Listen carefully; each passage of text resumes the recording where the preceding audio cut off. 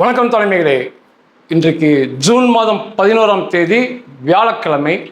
நேற்று புதன்கிழமை இந்தியாவிற்கு ஈரானிடமிருந்து கச்சா எண்ணெய் வாங்கி கொண்டு வர சென்ற இந்தியாவுடைய கச்சா எண்ணெய் கப்பலை அமெரிக்காவுடைய போர் விமானங்கள் ஏவுகணை மூலம் தாக்கியதில் முதன்முறையாக 3 இந்தியர்கள் வீர மரணம் அடைஞ்சிருக்காங்க.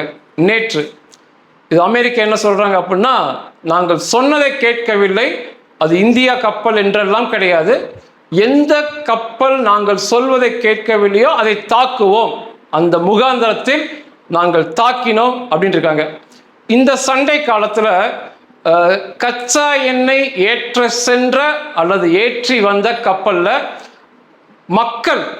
ஆட்கள் கொல்லப்படுவது இதுதான் முதன்முறை என்று நினைக்கிறேன்.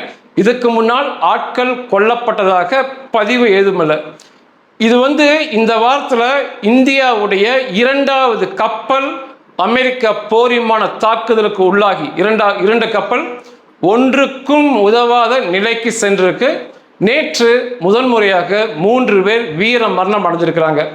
இந்த கப்பல் எம்டி செட்டா பில்லோ அப்படிம்பாங்க. இந்த கப்பலை ஃபாலோ பிளாக்டு அப்படிம்பாங்க. அதாவது இந்திய கொடி இல்லாம வேறு கொடி ஏற்றப்பட்டது. அது முழுக்க உள்ள இருந்தவர்கள் 24 பேர் இருந்திருக்காங்க.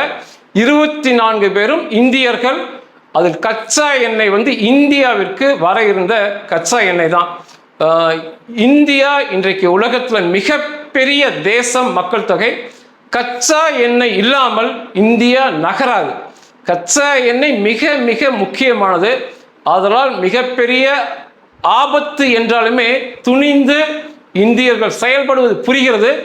என்றாலுமே ஆட்கள் மரணம் அடைந்தது, இந்தியர்கள் மரணம் அடைந்தது ஏற்றுக்கொள்ள முடியவில்லை.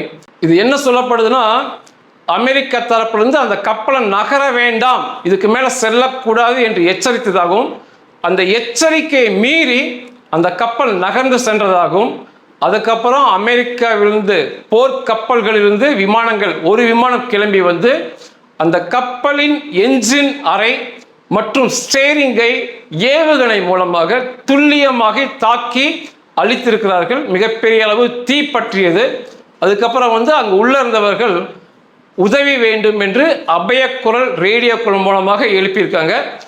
ஓமன் கோஸ்ட் கார்டு அப்படிம்பாங்க. ஓமனை சேர்ந்தவர்கள் காப்பாற்றும் முயற்சியில் ஈடுபட்டிருக்காங்க. 21 பேர் காப்பாற்றப்பட்டனர். 24 பேர்ல 21 பேர்த்த காப்பாற்றினாங்க. 3 பேர் காணவில்லை என்று முதல்ல சொன்னாங்க. இப்பொழுது 3 பேர்த்தை சடலங்களாக மீட்டு உள்ளோம் அப்படின்னு இருக்காங்க. உண்மையாகவே இது மிகப்பெரிய துக்ககரமான செய்தி தான். இது புதன்கிழமை. அதுக்கு முன்னால திங்கட்கிழமை மேரியூ எக்ஸ் என்ற கச்சா எண்ணெய் கப்பல் ஈரானுக்கு கச்சா எண்ணெய் ஏற்ற காலியாக சென்றிருக்கு.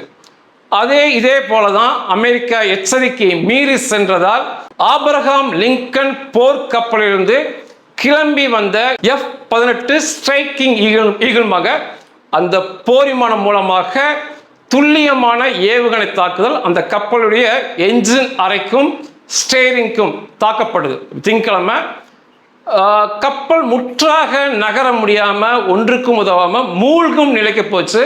அப்போ அந்த கப்பலில் இருந்தவங்க, அமெரிக்காவுடைய போர் விமானம் எங்களை தாக்கிவிட்டது, நாங்கள் இந்திய கப்பலை சேர்ந்தவர்கள், உள்ளே முழுக்க இந்தியர்கள் தான் இருக்கோம், எங்களை எப்படியாவது காப்பாற்றுங்கள் என்று கெஞ்சும் ரேடியோ பதிவு வெளியானது. அப்பொழுதுமே Oman coast guard, Oman royal airlines அதற்கு சொந்தமான ஹெலிகாப்டர் திங்கட்கிழமை அதிர்ஷ்டமாக அந்த 24 பேர்த்தையும் மொத்தமாக பத்திரமாக காப்பாற்றினார்கள். ஆனால் இந்த புதன்கிழமை தாக்குதலில் 3 பேர் வீர மரணம் அடைஞ்சிருக்காங்க. இது முதல் தடவை இந்த துறைமுக முற்றுகையான பிறகு ஈரான் தாக்கியதுமே அல்லது அமெரிக்கா தாக்கியதுமே ஆட்கள் பலியாவது இது முதன்முறை. இந்தியா தனது கண்டனத்தை அமெரிக்க அதிகாரிகளை கூட்டு பதிவு பண்ணிக்கிறாங்க. இந்தியா தரப்புல சொல்றது ஒன்று நியாயம்தான்.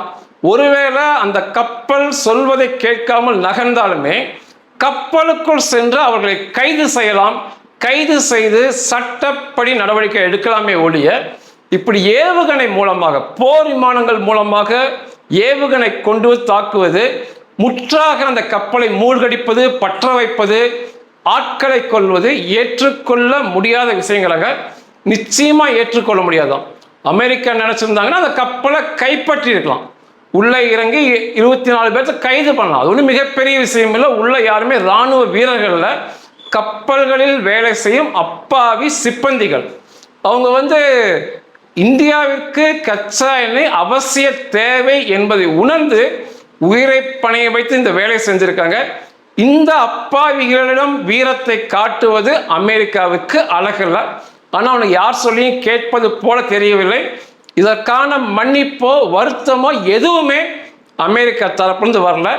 நாங்கள் சொல்வதை மீறினார்கள், அடித்தோம், அப்படிதான் செய்வோம். இதுவரை 134 கப்பலை வழிமறுத்திருக்கோம். எல்லாமே சொன்னதை கேட்டு கீழ்ப்படிஞ்சாங்க. 8 கப்பல்கள் கீழ்ப்படியவில்லை. அந்த 8 கப்பலை நிர்மூலமாக்கினோம் நாங்கள். அதில் 7வது 8வது கப்பல் இந்தியாவுடையது. இந்தியாவுக்கு வர வேண்டிய சரக்கோடு என்பது முழுக்க இந்தியர்கள் தான் இருந்தாங்க. 3 பேர் கொல்லப்பட்டிருக்காங்க.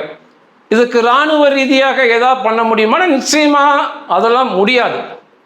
இது அந்த இந்தியாவிற்கு எதிரான தாக்குதலோ, இந்தியாவிற்கு உள்ளே தாக்குதல் நடத்தலை. அந்த பகுதி கப்பற்படை முற்றுகை, துறைமுகம் முற்றுகை இருக்குன்னு அறிவிச்சிருக்காங்க. பிரச்சனை போயிட்டு இருக்கு. ஈரானுமே அவர்கள் சொல்வதை கேட்க வேண்டும் என்கிறார்கள். அமெரிக்கா அவர்களை சொல்வதை கேட்க வேண்டும் என்கிறார்கள். 2 பேர்த்துக்கும் பிரச்சனை போயிட்டு இருக்கு. அவர்கள் 2 பேர்த்துக்குள்ள நீயா நானா போட்டியில இப்படி அப்பாவிகள் மாட்டிக்கொள்வது வேதனை அளிக்கிறது. இராணுவ ரீதியான நடவடிக்கையெல்லாம் ஈரான் தாக்கும் போதே இராணுவ ரீதியான நடவடிக்கைலாம் இந்தியா எடுக்கல. இது தாக்குதல் நடத்தியது அமெரிக்கா. ஆனால் ஆட்கள் உயிரிழந்திருக்காங்க. அது யோசிக்க வேண்டிய விஷயம். ஒன்று புரிஞ்சுக்கணும், நம்மை விட 10 மடங்கு பொருளாதாரத்தில் வலிமை உள்ள நாடு அமெரிக்கா. 2வது, தரைப்படையில் நம்மை விட மிக பின்தங்கிய நிலையில் இருக்கும் நாடு அமெரிக்கா. ஆனால் விமானப்படை, கப்பற்படையில மிக பிரம்மாண்டமான நாடு அமெரிக்கா. அதுவுமே விமானப்படை கற்பனைக்கும் எட்டாத முறையில் மிக முன்னேறிய நிலையில் இருக்காங்க. அதனால போய் சண்டையிடுவதெல்லாம் அவசியம் அற்ற செயல். ஏன்னா அவங்க தரைப்படை சண்டைக்கு வருவதே இல்லை.